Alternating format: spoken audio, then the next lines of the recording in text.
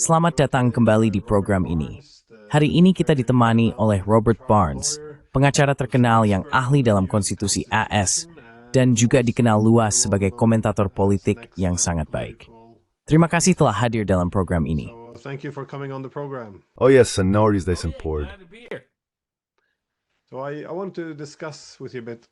Jadi saya ingin berdiskusi dengan Anda sedikit tentang arah gerakan America First dan ekonomi AS. Tetapi saya pikir tempat yang baik untuk memulai adalah bagaimana Anda memandang konsep populisme.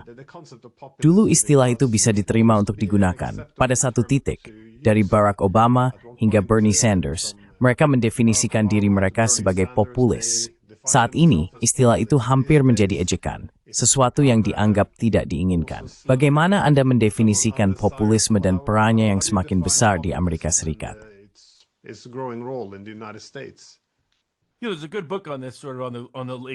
Ada sebuah buku bagus tentang hal ini, sejarah global yang luas tentang populisme dan ciri-ciri umumnya, berjudul Fixing the System, karya Adrian Kuzminski, yang saya rekomendasikan. Saya tumbuh dan lahir sebagai seorang populis, tahu kan? Saya dibesarkan di Tenggara Tennessee, dari akar Appalachia. Keluarga saya sudah ada sejak masa pendirian di Rhode Island. Populisme seolah menjadi bagian dari aliran darah politik Amerika. Hanya saja tingkat pengakuannya di dunia akademik berbeda-beda.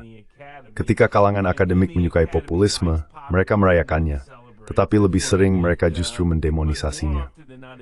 Jadi jika populisme bisa dikaitkan dengan Bernie Sanders, Jeremy Corbyn, Barack Obama, atau Bill Clinton, maka semuanya dianggap baik-baik saja.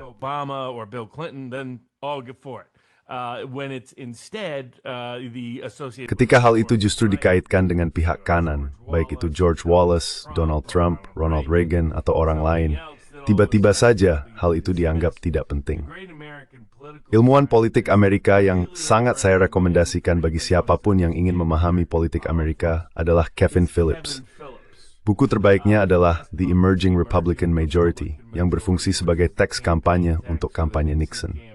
Namun meskipun Nets seperti buku tentang temang tunam dan delapan, sebenarnya buku itu membahas straight bahwa Kelmerus itu politik and your pengertian populisme. Populisme ialah penghalat forong politiknya po dan kepres individu. In its trust of the individual, I would say it's skeptical of big concentrated. Saya akan mengatakan bahwa hal ini bersikap skeptis terhadap kekuasaan besar yang terkonsentrasi. Baik kekuasaan itu berada di Hollywood, Wall Street, korporasi Amerika, maupun Washington. Tidak masalah dimanapun kekuasaan itu berada. Ada rasa skeptis terhadap penimbunan kekuasaan secara institusional. Dan orang-orang menginginkan lebih banyak kekuasaan untuk diri mereka sendiri. Baik itu tradisi homesteader lama di Amerika, berusaha memiliki lahan sendiri, mencukupi kebutuhan sendiri dan memiliki properti agar mandiri dan mampu menopang diri sendiri, atau aspek besar dari serikat pekerja seperti AFL pada masa pendiriannya, ada ekspresi populisme yang tersebar. Namun, hal itu telah menjadi dorongan dan naluri pendorong politik Amerika awal pendiriannya.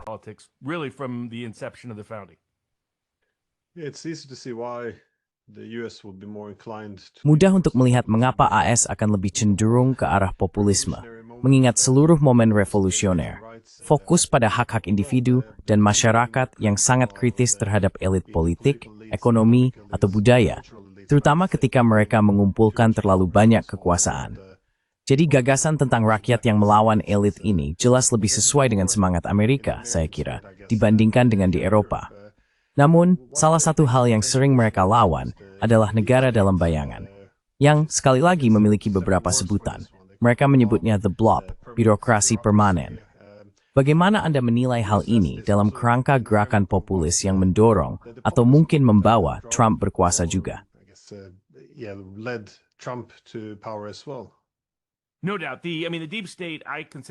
Tidak diragukan lagi. Maksud saya, negara dalam bayangan, saya teringat Peter Dale Scott pada akhir tahun 1960-an yang mencoba menjelaskannya. Ia mengambil gagasan tentang negara ganda, yang pertama kali dikembangkan oleh seorang ekonom dan penerbit pada akhir abad ke-19. Bagaimana mungkin ada pemerintahan administratif yang beroperasi secara independen dan kebal terhadap tekanan publik maupun politik? Anda tahu, serial Yes Minister dan Yes Prime Minister di Inggris semacam tinggalkan with ideologi Rens menulis pelaporan. Inilah bentuk institusionalisasi dan birokratisasi kuasaan di kerdafstikan halitik nanitik publik, demokrasi dan integral. From political and public pressure. Little d democracy. In other words, the deep state looks like the EU's. Dengan kata lain, negara dalam bayangan itu lebih mirip dengan definisi demokrasi menurut Uni Eropa daripada definisi demokrasi menurut kaum populis Amerika. Sebagian dari kita akan menyebutnya antidemokratis. Namun, negara dalam bayangan Amerika telah memiliki berbagai bentuk. Bisa dikatakan bahwa rezim kerajaan Inggris yang dilawan oleh orang Amerika untuk memulai revolusi merupakan semacam negara dalam bayangan dengan korupsi administratif kolonialnya. Kita melihat versi lain dari hal itu selama Perang Saudara yang mulai muncul. Beberapa orang berpendapat bahwa ia berada di balik upaya pembunuhan atau setidaknya terlibat di dalamnya.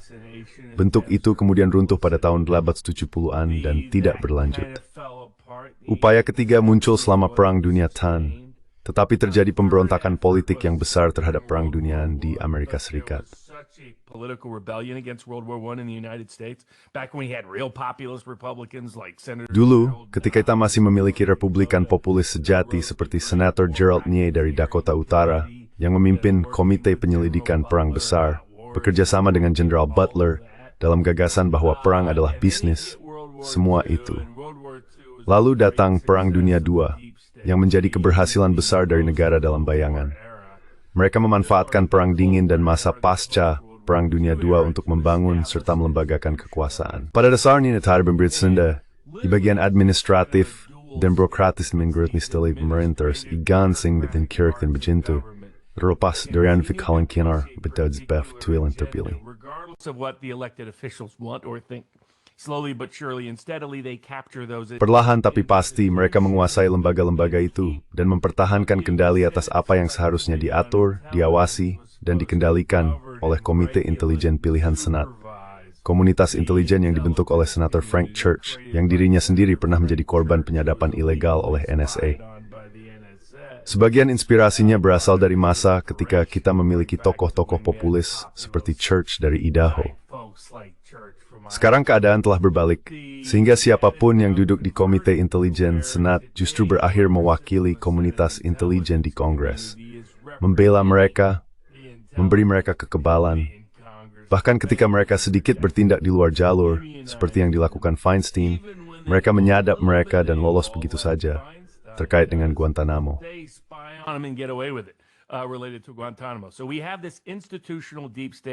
Jadi kita memiliki apa yang disebut negara dalam negara yang sudah mengakar, seperti gurita.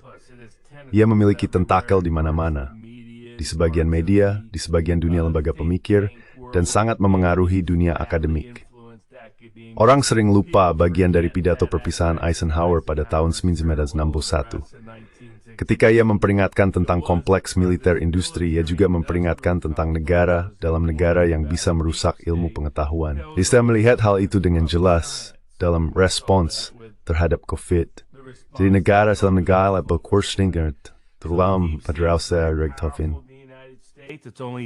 In the post-Cold War era, it's only faced meaningful opposition once or twice. Itu hanya menghadapi oposisi yang berarti sekali atau dua kali. Selama Komite Gereja pada pertengahan hingga akhir tahun 70-an, pada masa kepresidenan Jimmy Carter, dan sesekali dengan Trump. Mereka takut pada Trump karena dia tidak berada di bawah kendali mereka, meskipun dia tidak selalu konsisten dalam menentang mereka. Hanya dengan menjadi lawan dalam bentuk apapun, seseorang yang berani mempertanyakan mereka sudah membuatmu menjadi ancaman eksistensial. Dan kekuatan negara dalam bayangan itu nyata, terasa jelas. Itulah sebabnya mereka menargetkan anggota Kongres Thomas Massie dalam pemilu mendatang misalnya. Saya berpendapat bahwa ini adalah salah satu pengaruh paling berbahaya, bukan hanya terhadap Amerika Serikat, tetapi juga terhadap seluruh dunia selama setengah abad terakhir. States, but on the entire world for the last half century. Do you see then the development of America First? Apakah Anda melihat kemudian perkembangan dari America First? Bagaimana kita dapat memahaminya? Karena saat ini, tampaknya istilah itu memiliki beberapa makna yang berbeda. seringkali saling bertentangan pada saat yang sama. Tampaknya gerakan ini muncul kembali bersama gerakan populis yang berusaha menentang sebagian elit yang telah mengakar dan berada di luar kendali demokratis. Namun, hal ini juga tampak terkait dengan pengakuan bahwa jika AS telah terlalu melampaui batasnya, mempertahankan kekaisaran bisa mulai melemahkan republik itu sendiri. Apakah itu definisi yang adil? Atau bagaimana Anda menilai keseluruhan gerakan America First? Or how would you assess this whole America First movement? The America was founded in opposition. Maksud saya, Amerika didirikan sebagai penentangan terhadap gagasan tentang kekaisaran. Sepupu saya yang lama, John Quincy Adams, pernah berkata, "Kita tidak pergi ke luar negeri untuk mencari monster yang harus dihancurkan." Sejak berakhirnya Perang Dingin, itulah yang terus kita lakukan, mencari monster untuk dihancurkan, untuk dieksploitasi. Yang unik dari Kekaisaran Amerika dibandingkan dengan kekaisaran masa lalu adalah bahwa kekaisaran sebelumnya sebenarnya memperkaya rakyat pekerja di negaranya, atau setidaknya seharusnya begitu. Itu bagian dari kesepakatan. Tidak demikian di AS. Kekaisaran kita justru datang dengan mengorbankan kelas pekerja Amerika, kemakmuran mereka, kehidupan mereka, dan seringkali kebebasan mereka, terutama di era pasca 19, meskipun akarnya juga kembali ke masa Perang Dingin. Dan susunan keadaan itulah yang sebenarnya ingin dilawan oleh gerakan America First untuk memulih prinsip konstitusional asli kami.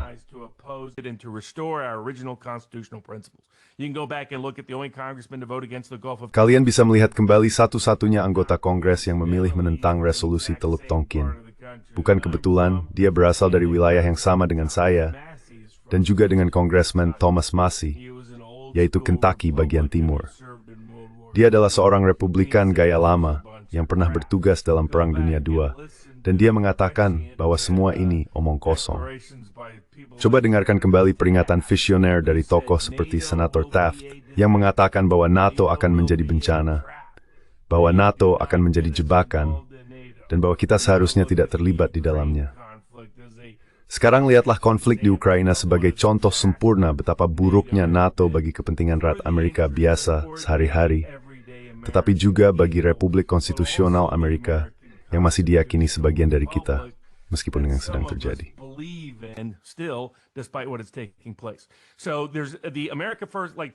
Jadi, ada gerakan America First. Trump suka berpura-pura bahwa dialah yang menciptakannya. Trump adalah pemasar yang hebat. Itulah keahlian utamanya. Sejujurnya, itu juga kadang menjadi batas dari kemampuan yang ia miliki. Yang dia lakukan hanyalah membaca situasi. Dia bisa saja mendengarkan radio talk show dan mengetahui apa yang dibicarakan orang, lalu dia hanya mengulanginya. Sekarang, memang dia punya beberapa naluri yang berasal dari tahun 90-an, tentang perdagangan dan skeptisisme terhadap keterlibatan luar negeri, tetapi dia bukanlah fondasi atau pencipta MAGA. Dia adalah kelanjutan dan perluasannya. Dan semua upaya untuk menekan pemberontakan populis ini, baik di Inggris, Prancis, Jerman, atau di tempat lain di Eropa, kamu bisa mencuri beberapa pemilu di sana-sini. Mereka mencurinya di Rumania, mencurinya di Moldova.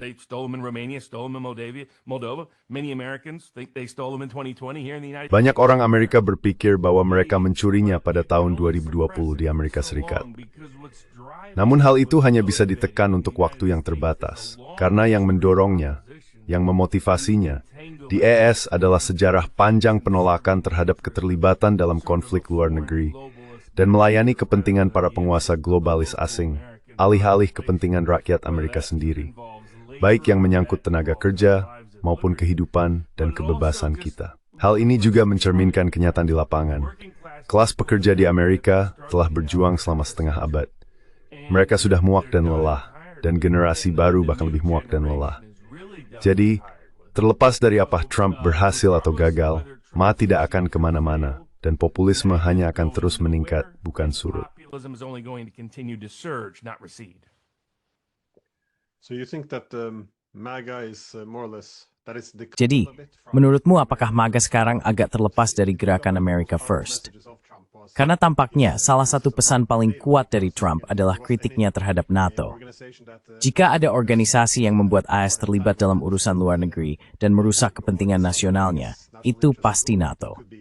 Maksudku, selama Perang Dingin, aku akan bilang memang ada kebutuhan untuk aliansi pertahanan melawan Soviet. Tapi sekarang, tampaknya, aliansi militer itu lebih banyak ada untuk menghadapi ancaman keamanan yang justru timbul karena keberadaannya sendiri. Jadi pertanyaan singkatku adalah, apakah kamu melihat MAGA sekarang sudah terpisah dari America First? Dan apa artinya itu? America first, and what would this mean, though? I think MAGA and America First are still very much. Saya pikir MAGA dan America First masih sangat erat kaitannya. Pertanyaannya adalah sejauh mana Trump mewakili, mencerminkan, mengekspresikan, dan mewujudkan hal itu dalam kebijakan nyata. Di dalam pemerintahan, yang sekarang ini lebih baik daripada masa jabatan pertamanya, tetapi masih jauh dari sempurna. Yang dimiliki Trump adalah dalam diri Scott Bessent, seseorang yang merupakan murid George Soros dan mewakili Wall Street. Dia memilihnya untuk mewakili Wall Street. No orang cembaslin, hey, dia presiden terpilih. Butergrashnya dia menentukan teks. Kenolitnya, hal itu mungkin sudah benar-benar berlaku di Amerika Serikat selama sekitar ribuan. Really been true in the United States for about a century. You can hear Barack Obama making statements like that. Kamu bisa mendengar Barack Obama membuat pernyataan seperti itu. Kamu juga bisa mendengar George W. Bush, Glenn Beck baru-baru ini membicarakan hal ini. Dia mengatakan bahwa tidak masalah siapa yang berkuasa. Orang lainlah yang akan mengendalikan segalanya. Ini dikatakan oleh Bush sendiri, seorang individu yang cukup arogan secara alami. Dan sampai batas tertentu, seluruh kekaisaran ini menderita karena dosa besar yang dibicarakan dalam tradisi Yunani, atau mitos Yunani besar, yaitu kesombongan. Itulah yang saya lihat pada NATO. Itulah yang saya lihat pada negara bayangan Amerika. Kamu tahu, jika kamu melihat definisi klinisnya, kebanggaan yang berlebihan, penghinaan terhadap orang lain, dan rasa realitas yang menurun. A diminished sense of reality. Isn't that exactly what we're seeing on full display, whether it relates? Bukankah itu tepat seperti yang sedang kita saksikan secara terang-terangan, baik yang berkaitan dengan Ukraina, Tiongkok, bagian lain dari Timur Tengah, maupun wilayah lain di dunia? Kita melihat adanya keterputusan total dari realitas. Kita melihat penghinaan total terhadap pihak lain, dan kita melihat kebanggaan yang konyol dan berlebihan. Itu sebenarnya bukan MAGA. Ada sisi dari MAGA yang sangat patriotik. Orang tidak boleh demar hal itu dengan sikap Amerika FY. Itu hanya sebagian segar kaum kontif Bomber yang tidak berdabik pemilih punai. Semua skat, ini surai tri, sejur diu semet form skal tiap dari zuri yang budohani. They want nothing to do with these stupid foreign wars. They want no more foreign entanglements. NATO is the perfect. Mereka tidak ingin lagi terlibat dalam urusan luar negeri. NATO adalah ilustrasi sempurna dari hal itu. Ukraina, ya, fakta bahwa kita masih memberikan uang kepada Zelensky adalah sebuah rasa malu bagi Amerika Serikat. Itulah sebabnya Trump harus berusaha keras untuk berpura-pura bahwa dia tidak memberikannya. Dia memberikannya kepada NATO. Seolah-olah, ya, siapa yang mendanai NATO? Cek masih kita. Jadi seluruh hal ini seperti sistem AI kita dalam pembangunan ekonomi. Semua orang membawa berdeng. Dan kita suka 90% dari perita, menurut sebuah studi Harvard, terikat selalu terhadap hal-hal pertumbuhan AI. Dan ketika Anda menelusuri pertumbuhan AI itu, beitasilik pukul ini. With just AI growth, then you dig into AI growth and it's like this. It's like one big circular transaction. So, ini seperti satu transaksi besar yang berputar-putar. Jadi gerakan MAGA tidak akan kemana-mana. America First juga tidak akan kemana-mana. Trump suka berpura-pura bahwa dialah yang menciptakannya, padahal sebenarnya itu berasal dari fitnah New York Times.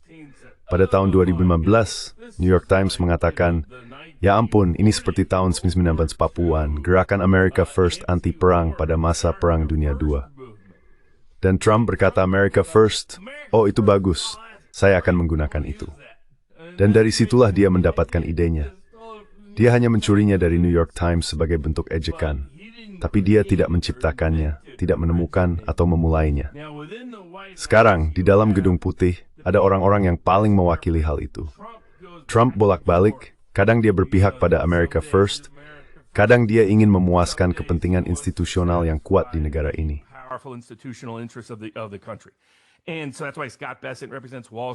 Dan itulah sebabnya Scott Bessent mewakili Wall Street. Rubio mewakili semacam lembaga pemikiran neoliberal dan neokonservatif di Departemen Luar Negeri, dan secara tidak langsung, kompleks industri militer, serta negara pengawasan. Jadi orang-orang itu mewakili kepentingan tersebut, bukan para pemilih Amerika. Lalu ada orang-orang yang mewakili para pemilih Amerika yang memiliki modal, karena modal mereka adalah dukungan publik. Wakil Presiden Vance, Tulsi Gabbard, Direktur Intelijen Nasional, dan Robert Kennedy, Menteri Kesehatan dan Layanan Kemanusiaan. Dan sampai batas tertentu, Witkoff mewakili sisi MAGA dari Trump, sementara Rubio mewakili kendali institusional para donor negara dalam terhadap Trump. Dan pada saat-saat tertentu, orang mulai bertanya-tanya apakah Trump bahkan menjalankan kebijakan luar negerinya sendiri.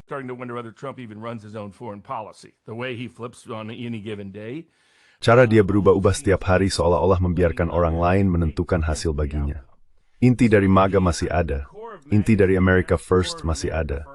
Argentina First, Ukraine First, Israel First. Setiap negara lain diutamakan menghabiskan seluruh waktunya di luar negeri. Ini bukanlah America First. Dia sedang merusak dan mensabotase masa kepresidenannya sendiri. Dan dia hanya sebagian menyadarinya. Karena orang-orang yang menjalankan Washington benar-benar terputus dari seluruh negeri. Tidak ada tanda yang lebih jelas tentang keruntuhan Kekaisaran Amerika, tentang kekuasaan dan kemakmuran Amerika, selain fakta bahwa komunitas terkaya di seluruh dunia adalah pinggiran dari distrik korupsi.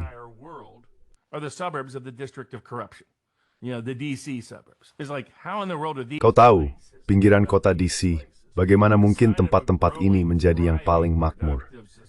Tanda dari masyarakat yang tumbuh, berkembang, dan produktif adalah ketika kamu menciptakan sesuatu, dan bagian terkaya dari negaramu mencerminkan hal itu. Kita justru sebaliknya, kelas politik parasit di DC yang mengambil keuntungan.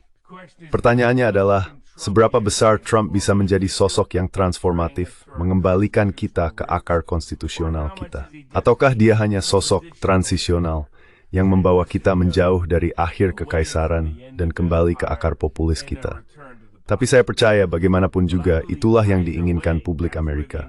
Itulah yang akan terus dituntut oleh rakyat Amerika. Dan kelemahan atau keterbatasan Trump hanya akan menyingkap kebutuhan reformasi institusional sebagai solusi utama.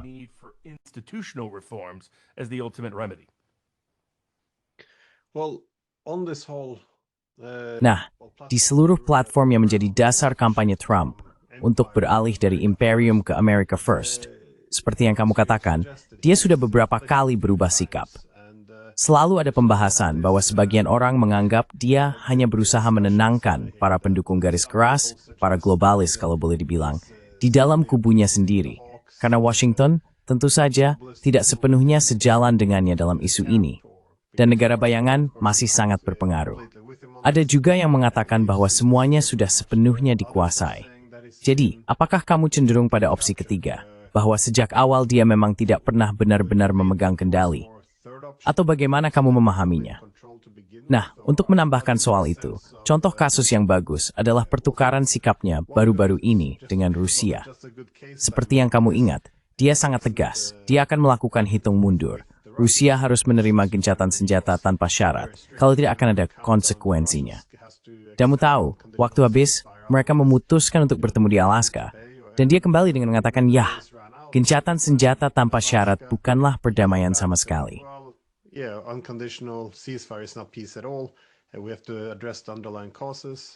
Dan kita harus menangani penyebab yang mendasarinya.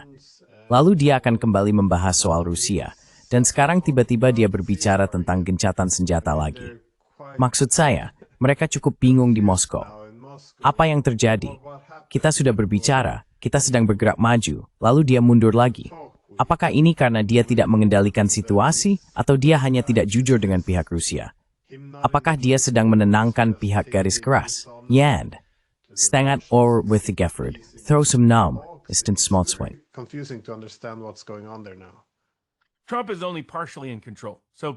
Trump hanya sebagian memiliki kendali. Orang-orang membayangkan bahwa jika seseorang terpilih menjadi Presiden Amerika Serikat, maka ia sepenuhnya berkuasa. Namun Presiden Kennedy berpikir demikian, dan mereka membunuhnya. Robert Kennedy mencoba kembali berkuasa, dan mereka membunuhnya juga. Richard Nixon berusaha membangun basis kekuasaannya sendiri, mungkin dengan alasan baik, mungkin juga buruk, tetapi mereka memakzulkannya dan menyingkirkannya dari jabatan presiden. Jimmy Carter mencoba membuat sedikit tantangan di sana-sini, dan mereka membajak masa kepresidenannya dengan kesepakatan Sandera Iran-Contra yang sebenarnya dimulai pada tahap akhir masa jabatannya sendiri. Lalu kamu tahu, Reagan sebenarnya tidak pernah benar-benar berniat menantang lembaga negara bayangan itu. Reagan was never really going to take on the deep state establishment. He was embedded with them to a large degree. Poppy Bush. Dia sangat terlibat dengan mereka sampai tingkat yang cukup besar. Poppy Bush, George W. Bush sama saja. Bill Clinton, Obama sama saja. Biden sama saja. Jadi tidak satu pun dari mereka yang benar-benar menantang atau menggugat basis kekuasaan itu secara berarti. Begitulah cara Putin dulu menggambarkan para presiden Amerika. Dia akan berkata, saya pikir mereka semua benar-benar ingin masuk dan mengubah keadaan, tapi kemudian datanglah para pria bersetelan abu-abu dan merekalah yang menjalankan pertunjukan. Jadi menurut saya, Putin selalu memiliki pemahaman yang jauh lebih baik tentang politik kepresidenan Amerika dibanding hampir semua pemimpin asing lainnya. Saya pikir itulah sebabnya dia bersikap lembut, murah hati, dan sangat diplomatis selama semua ledakan emosi Trump dalam 6 bulan terakhir. Trump's temper tantrums over the past 6 months. He understands what the pressures are, and he understands. Dia memahami tekanan yang ada, dan dia memahami seberapa terbatas sebenarnya Trump, setidaknya dalam pandangannya sendiri. Maksud saya, ambil contoh seseorang seperti Eisenhower. Ini orang yang, mengapa dia menunggu sampai pidato perpisahannya untuk membicarakan sesuatu yang sedang menjadi ancaman serius dan sistematis terhadap masa depan kebebasan konstitusional. Dia menganggap hal itu cukup serius, hingga menghabiskan seluruh pidato perpisahannya untuk membahasnya. Tetapi dia tidak memiliki keberanian untuk menantangnya saat kekuatan itu sedang naik pada tahun 1950-an. Dan kemudian lihat Trump, setiap kali dia sedikit saja keluar dari garis itu, ketika dia berkata, "Hei, mari kita akur. Bukankah Amerika akan lebih baik jika kita akur dengan Rusia, jika kita akur dengan Putin?"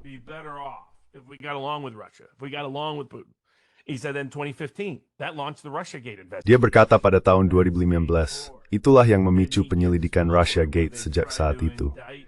Lalu dia mendapat Mueller, dan mereka mencoba menuntut serta menyelidiki setiap teman atau anggota keluarganya. Setelah itu, dia beralih ke Ukraina. Dia berkata, mungkin kita harus menunggu sebelum mengirim lebih banyak senjata ke Ukraina, hanya untuk memastikan semuanya tidak korup. Dia dimakzulkan dalam waktu 2 minggu. Kemudian dia mencoba menantang beberapa aspek dari pemilu 2020. Apa yang mereka lakukan? Mereka memakzulkannya lagi. Dan setelah itu, mereka menuntutnya bukan sekali, bukan 2 kali, bukan 3 kali, tetapi 4 kali berbeda. Mereka mencoba membuatnya bangkrut bukan sekali, bukan 2 kali, tetapi 3 kali dengan gugatan yang sepenuhnya palsu. Dan mereka mencoba membunuhnya bukan sekali, tetapi 2 kali.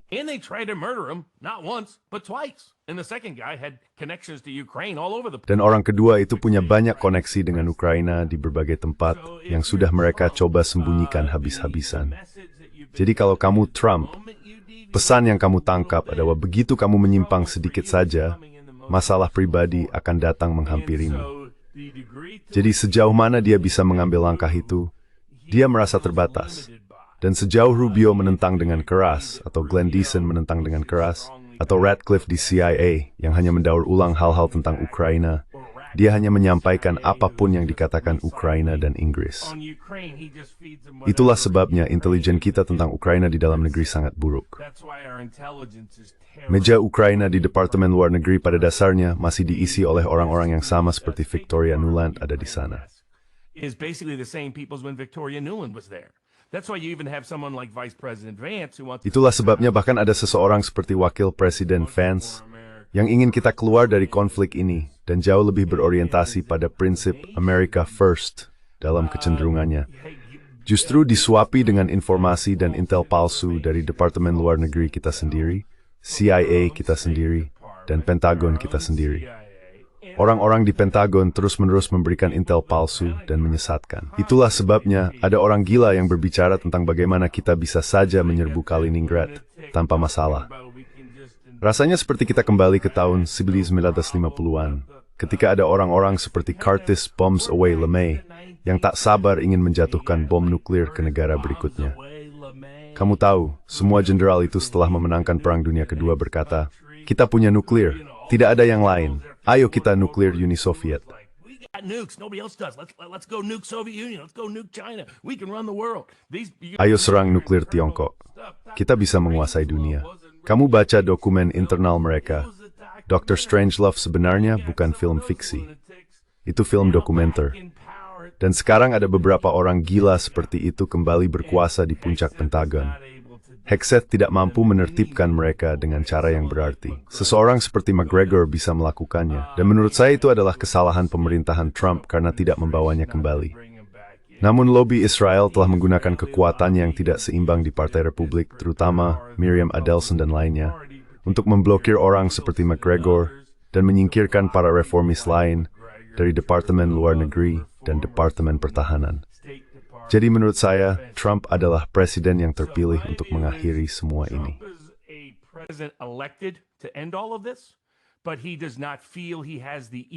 Tapi dia merasa tidak memiliki keleluasaan kekuasaan untuk melakukannya. Itulah sebabnya dia selalu berusaha mendapatkan dukungan dari semua orang, atau setidaknya menghadapi perlawanan seminimal mungkin. Dia berusaha mencapai kesepakatan dengan Putin yang bisa mereka terima.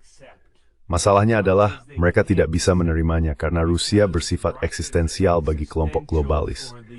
Kehilangan Ukraina merupakan bencana yang memalukan bagi pandangan globalis tentang dunia, dan mereka tidak bisa menerimanya. 10 tahun dari sekarang, mereka masih akan berpura-pura bahwa mereka sedang menang.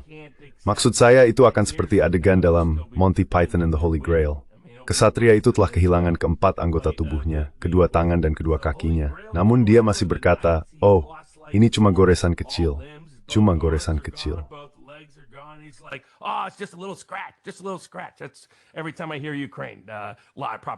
Setiap kali saya mendengar kata Ukraina, saya mendengar banyak propaganda, atau lebih tepatnya, slopaganda. Itulah pandangan saya. Saya percaya Trump masih memiliki naluri yang kuat. Orang-orang sering mengejeknya, mengatakan dia ingin mendapatkan hadiah Nobel perdamaian dan semacamnya.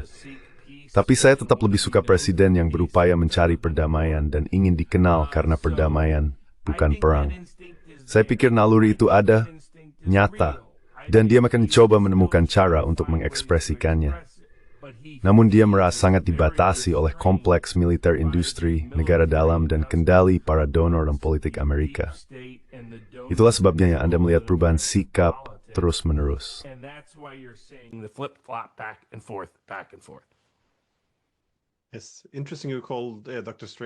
Menarik sekali kamu menyebut Dr. Strangelove sebagai film dokumenter, karena sebenarnya film itu didasarkan pada Rand Corporation, yang merupakan lembaga pemikir komunitas intelijen, hanya untuk merangkum cara berpikir gila yang terjadi di sana. Jadi ya, aku rasa kamu memang menangkap sesuatu. Tapi tampaknya arah kebijakan terhadap Rusia sekarang sedang menempuh jalan yang sangat gelap. Karena, seperti yang kamu katakan, orang Rusia tampaknya menyadari bahwa Trump memiliki keterbatasan. Dalam banyak hal, dia bisa sangat lemah di bawah tekanan. Namun di sisi lain, tidak akan pernah ada Trump yang lain. Maksudku, dari Washington, tidak akan muncul siapapun yang ingin berhubungan baik dengan Rusia, yang ingin melihat apakah mereka bisa memperbaiki 100 tahun hubungan buruk di masa lalu.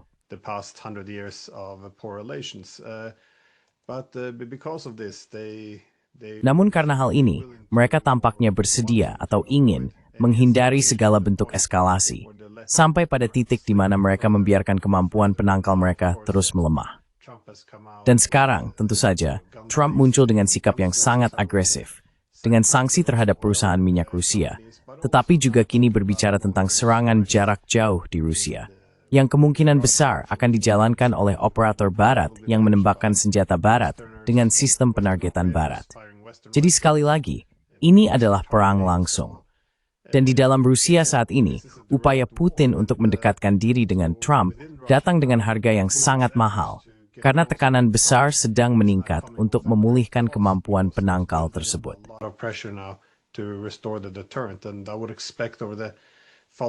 Dan saya memperkirakan dalam beberapa hari dan minggu mendatang, Anda akan melihat bahasa yang jauh lebih keras datang dari Moskow, seperti ini sudah batasnya.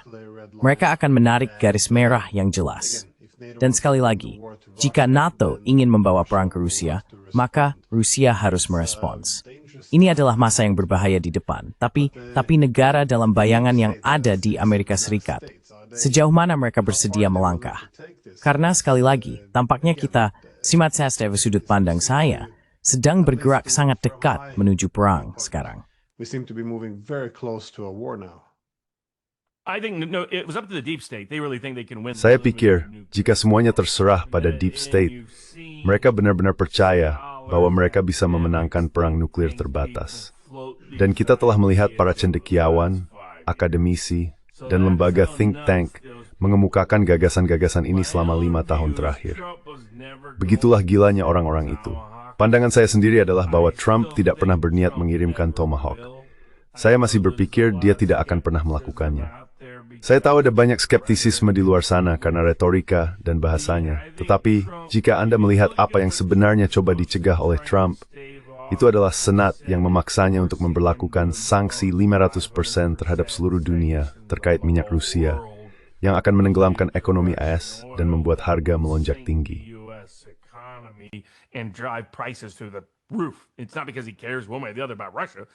Bukankah dia peduli terhadap Rusia, tapi karena dia memahami dampak domestiknya.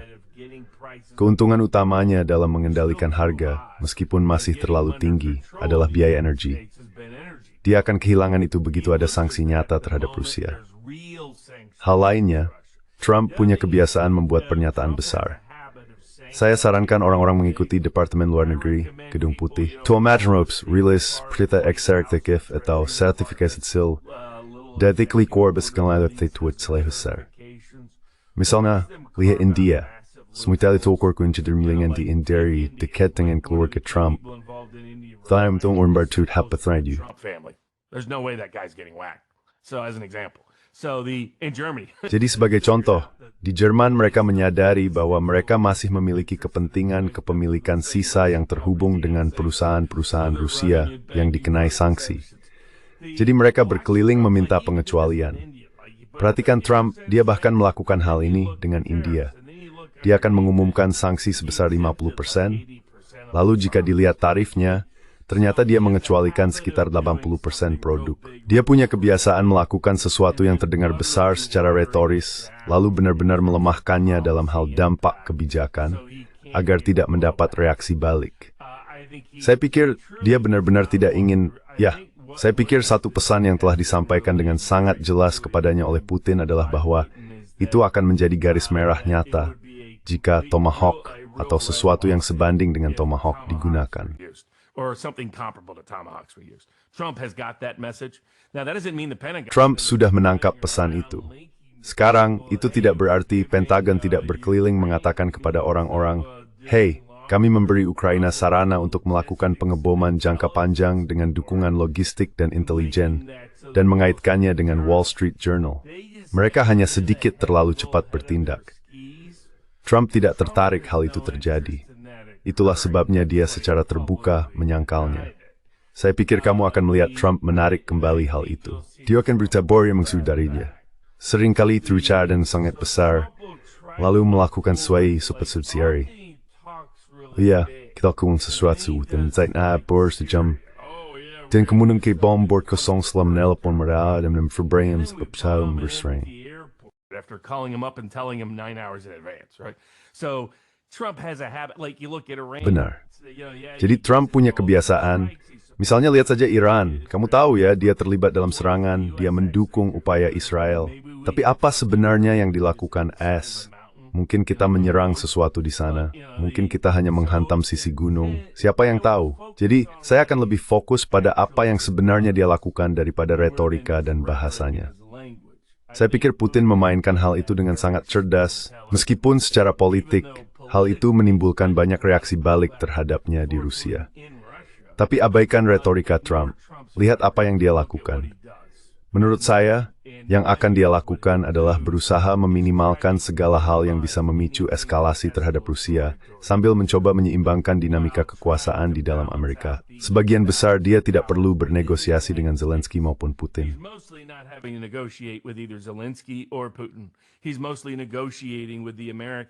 Dia sebagian besar sedang bernegosiasi dengan negara dalam Amerika dan kompleks industri militer tentang sejauh mana mereka akan membiarkannya bertindak. Itulah situasi politiknya. Dia sedang memberikan Wakil Presiden Vance pelatihan kilat tentang ruang lingkup dan skala masalah di AS yang telah dialami sendiri oleh Vance karena pernah menerima intelijen palsu. Trump misalnya pernah menerima intelijen palsu tentang Israel, sesuatu yang kini telah diungkap secara publik oleh Witkoff, yang mengatakan bahwa CIA, Mossad, Departemen Luar Negeri, dan Marco Rubio berbohong kepadanya tentang apa yang akan dan tidak akan dilakukan oleh Hamas. Mereka sedang melakukan hal yang persis sama sekarang tentang Rusia, dan hal serupa dalam berbagai konteks tentang Tiongkok.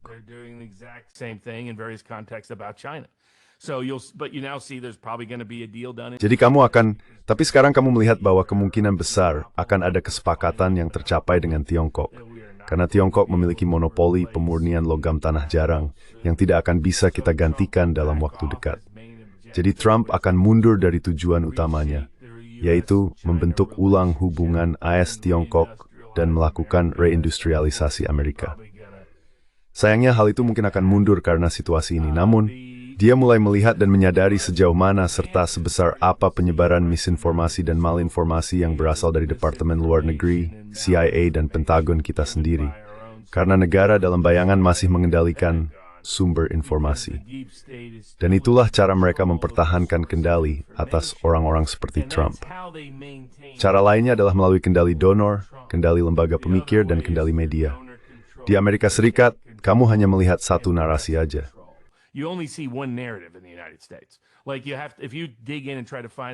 Jika Anda mencoba mencari tahu bagaimana kinerja ekonomi Rusia selama 5 tahun terakhir, menggunakan AI, pencarian Google, atau apapun, Anda akan mendapatkan informasi yang salah dari ratusan sumber. Rasanya sangat membingungkan. Namun jika Anda melihat ke Bank Dunia, dari semua tempat, mereka akan mengatakan bahwa ekonomi Rusia sebenarnya berjalan cukup baik. Yang mengejutkan, informasi itu tidak diberikan kepada Wakil Presiden atau Presiden Amerika Serikat. Jadi begitulah keadaan kita. Mereka memonopoli informasi. Mereka memiliki kendali atas donor, lembaga pemikir, dan akademisi yang terus mendistorsi kebijakan luar negeri Amerika.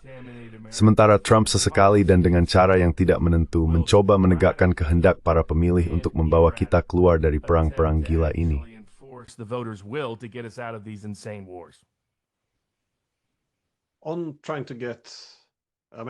Dalam upaya untuk membuat Amerika keluar dari perang-perang gila, itulah yang menjadi janji kampanye Trump, mengakhiri perang tanpa akhir, menjalin perdamaian dengan Rusia, dan mengurangi utang. Namun di sepanjang jalan, saya penasaran sejauh mana ada risiko seluruh masa kepresidenannya kini mulai terurai, karena ia kehilangan beberapa sekutu terkait isu utang. Ia kehilangan Musk karena perang luar negeri. Ia kehilangan orang-orang seperti Tucker Carlson. Namun saja kesulitan temannya masepli mampuk dari Gaza hingga accumulating from Gaza to Iran. The Syrian thing didn't look the optics of. Masalah Suriah itu tidak terlihat baik. Secara tampilan, kamu tahu berjabat tangan dan memuji pemimpin ISIS itu bukan hal yang bagus. Tapi juga, tentu saja, sekarang ikut bergabung dari mengkritik Zelensky menjadi merangkulnya. Semua hal ini tampaknya terus menumpuk. Dan kemudian, tentu saja, klimaks besarnya tampak seperti akan menjadi masalah Epstein, yang tidak bisa dia lepaskan dari siklus media. Sepertinya keadaan bisa berantakan, tapi sekarang media tampaknya mulai melepaskan isu Epstein. Menurutmu, apakah seluruh masa kepresidenan itu masih bisa berantakan, atau menurutmu sekarang sudah mulai stabil?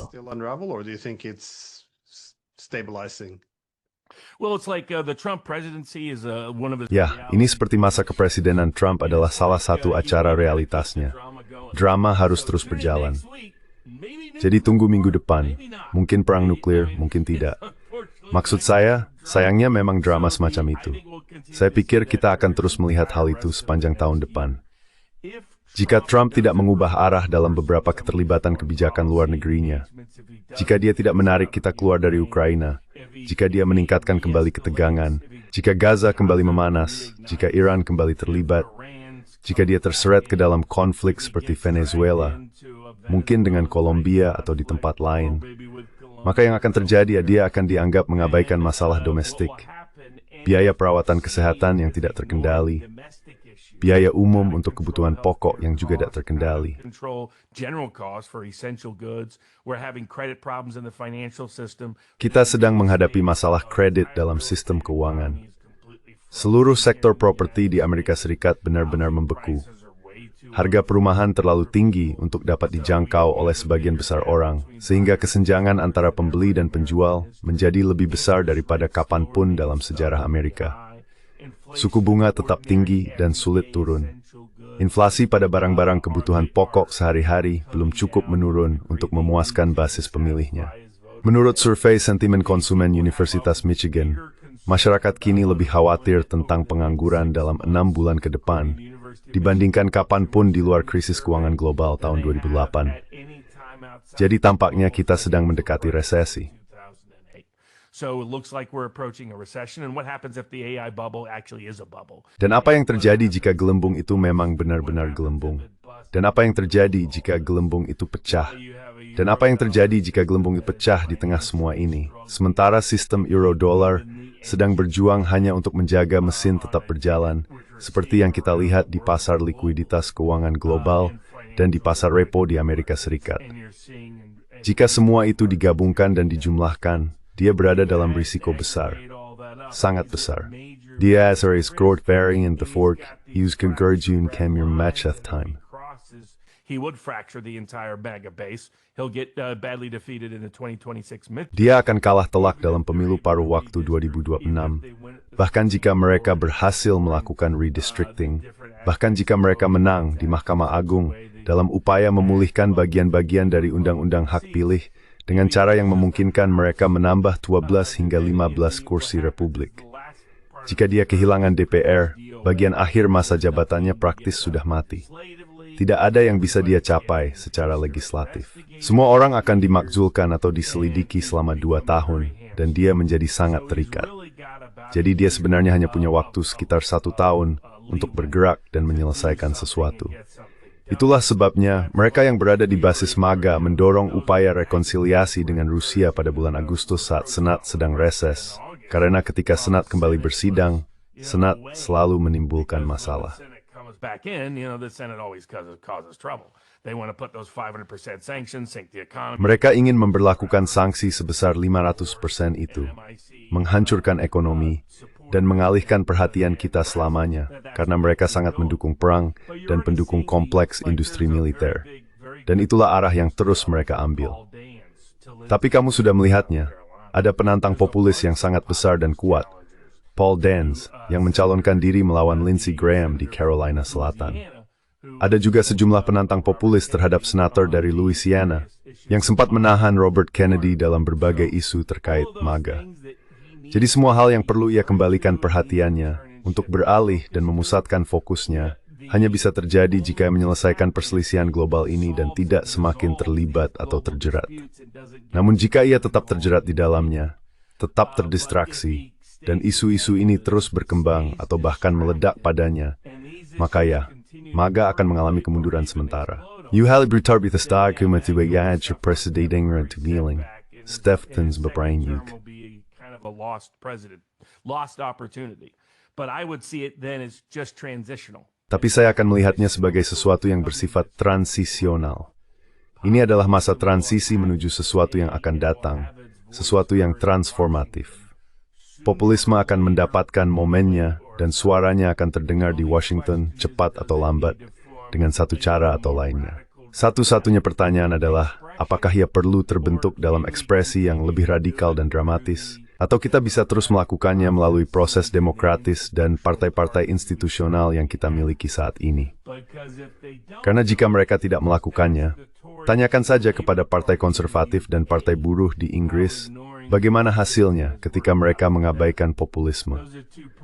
Dua partai itu telah mendominasi politik Inggris selama 1 abad, dan mungkin tidak akan benar-benar ada lagi dalam 5 tahun.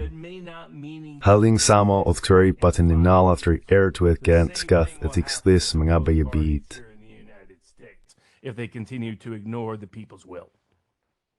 My last question is though just on the Pertanyaan terakhir saya tentang aspek hukumnya.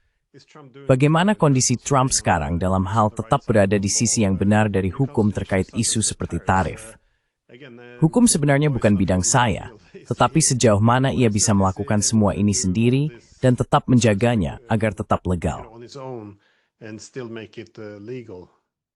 If he had stayed within the Pray, boundaries jika daya ada batas bebas Inggris, jadi secara konstitusional, Kongres memiliki wewenang jika memperlakukan tarif. Itu membawa ke mereka dapat mendelegasikan metode, jumlah, dan pihak yang dikenai tarif kepada Presiden dalam keadaan itu. Kelan tidak.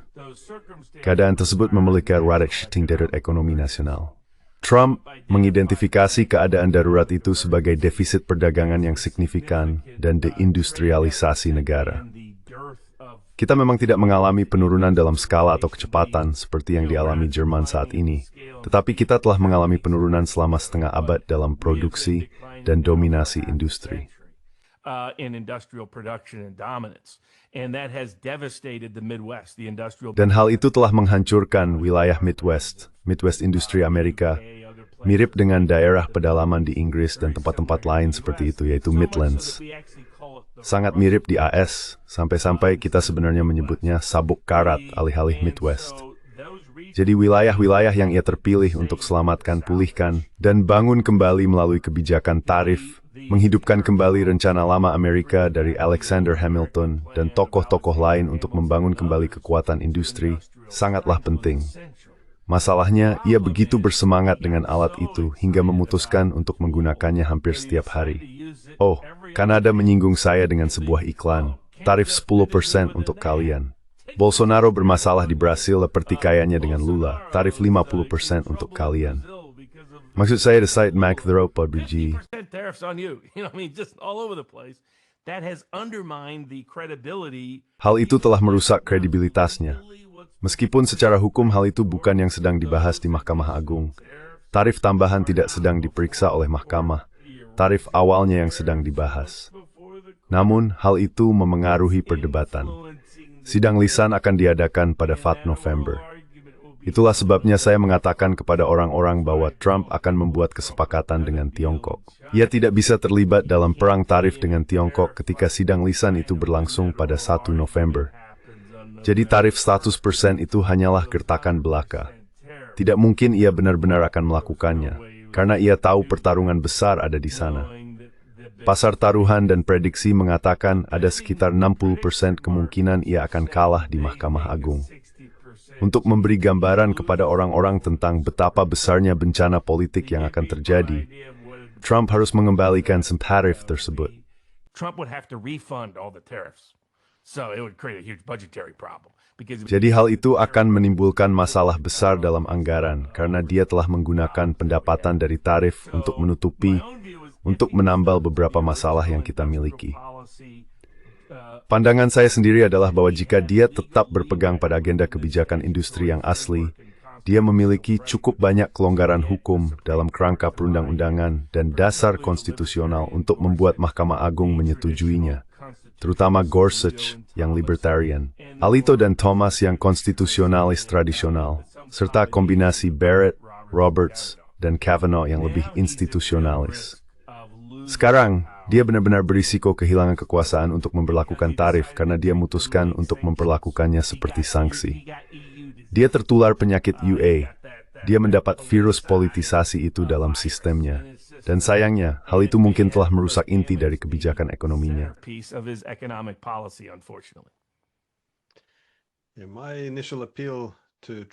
Daya tarik awal saya terhadap Trump, atau alasan mengapa saya awalnya sangat optimistis, adalah karena dia tampak condong sedikit ke arah gagasan ekonomi Hamiltonian.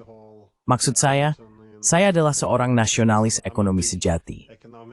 Jadi ketika saya mendengar nama Alexander Hamilton dan Friedrich List, saya melihat itu sebagai instrumen utama bagi Amerika Serikat untuk menghidupkan kembali kekuatan ekonominya. Dan Anda juga mengaitkan hal ini dengan mengakhiri semua perang, berdamai dengan Rusia, mengakhiri kelebihan beban imperial. Saya pikir itu kombinasi yang hebat. Rasa pesimisme saya muncul ketika saya melihat Trump menggunakan tarif untuk mengancam Spanyol agar meningkatkan anggaran militernya. Saat itulah, saya merasa dia agak keluar jalur. Itu bukan sesuatu yang pernah saya baca dalam karya Alexander Hamilton. Tapi, tidak. Sangat aneh untuk disaksikan. Namun seperti yang saya katakan, pertanyaan utamanya adalah apakah dia benar-benar memegang kendali atau tidak. Bagaimanapun, terima kasih banyak. Merupakan kehormatan besar bisa menghadirkan Anda dalam program ini. Saya harap Anda bisa kembali lagi di lain waktu. Dan baiklah, izinkan saya menutup dengan menanyakan di mana orang-orang bisa menemukan Anda. Finish asking you where people can find you. Oh, sure. So for all the geopolitics, law, other Oh, politics, you tentu. can find it too. Jadi untuk semua hal geopolitik, hukum, dan politik lainnya, kamu bisa menemukannya di dua situs berbeda. Salah satunya adalah fifabarneslaw.locals.com. Itu juga tempat yang sama di mana kamu bisa menemukan theduran.locals.com.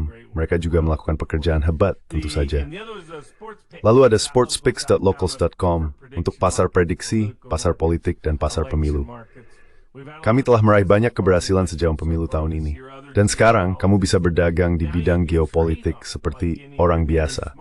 Kamu tidak perlu lagi menjadi orang dalam Wall Street untuk mendapatkan peluang itu. Jadi itu dia, sportspicks.locals.com dan fifabarneslaw.locals.com, tempat terbaik untuk mendapatkan semua wawasan dan analisis yang kami bagikan kepada semua orang. That we give out to folks. White Seas, Sarenberg Rang, Besis. You have it.